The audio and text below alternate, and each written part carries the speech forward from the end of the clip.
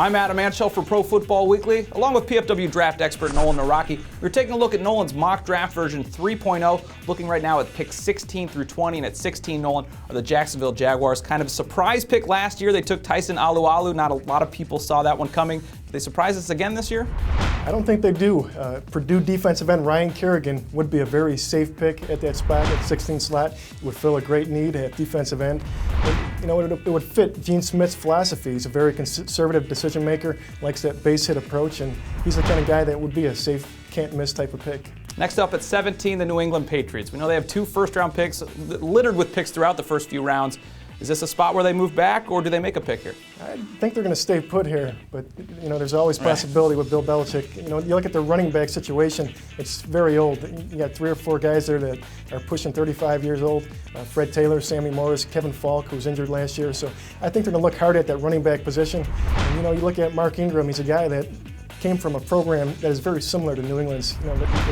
It's run the same way and a lot of the same philosophy. So I think he would adapt very quickly to the system in New England. They usually like having a bunch of backs too. It seems like they have Woodhead and Ben Jarvis, Green Ellis would be a nice fit to mix in with those.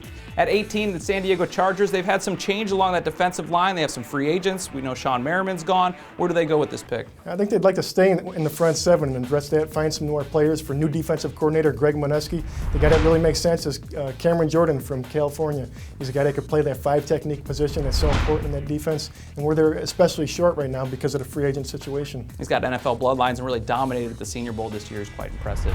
At 19, the New York Giants, they had some problems along that offensive line last year. You think they try and protect Eli? Yeah, Sean O'Hara is really getting old and he's coming off that season-ending surgery, so I think they'd like to build inside out.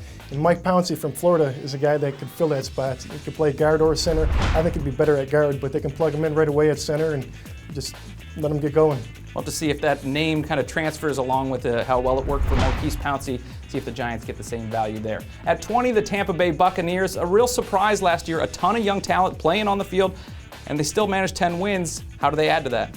I think they got to improve the pass rush primarily. If you look at both of their ends, neither of them are a name. They got a bunch of cast-offs playing on both sides. Michael Bennett, who was an undrafted free agent coming out of college, and Tim Crowder, who was a cast-off as well. So I think they're going to look hard at that end position. Adrian Claiborne from Iowa is the guy that we have pegged here. He's a big, strong, powerful pass rusher, and he could fit on either side for the Bucs.